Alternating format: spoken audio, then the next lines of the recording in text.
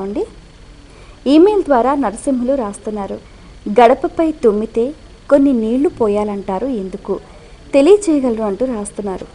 లక్ష్మీ స్వరూపం కడప. సూర్యోదయ సూర్యాస్తమయ కాలాలలో ఈ గడపకు సంబంధించి కొన్ని నియమాలను వేదధర్మం సూచిస్తుంది. పూర్వం దేవతలు రాక్షసులు యుద్ధం చేశారు. ఆ యుద్ధంలో పాపం వచ్చింది. దేవతలు స్నానం చేశారు. ఆ పాపాన్ని విడిచిపెట్టి వెళ్ళిపోయారు. ఆ పాపాలు నీళ్ళల్లో ఉన్నాయి. నీళ్లు ఆవిరి అయ్యాయి. ఆ పాపాలు సూర్యనారాయణమూర్తి దగ్గరికి పోయాయి. ఆయన వాటిని ఇక్కడికి ఎందుకు వచ్చారు అంటూ అడిగాడు.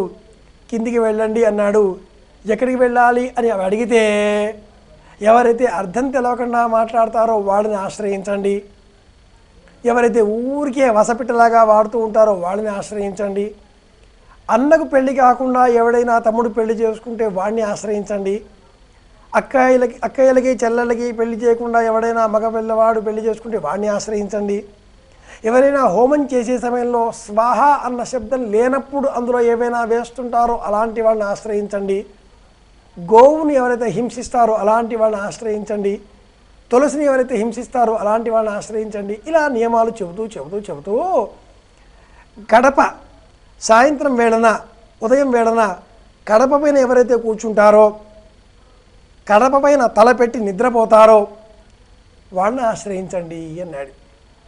తుమ్మడం ఆయుర్దాయానికి ప్రతీక.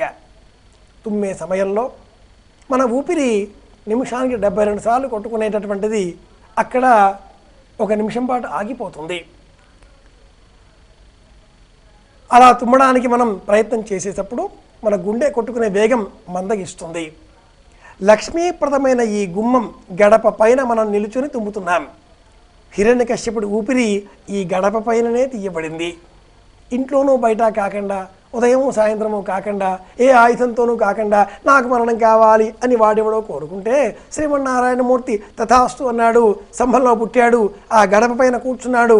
వాడిని పట్టుకున్నాడు. తొడల పైన వేశాడు. ఊపిరి తీశాడు.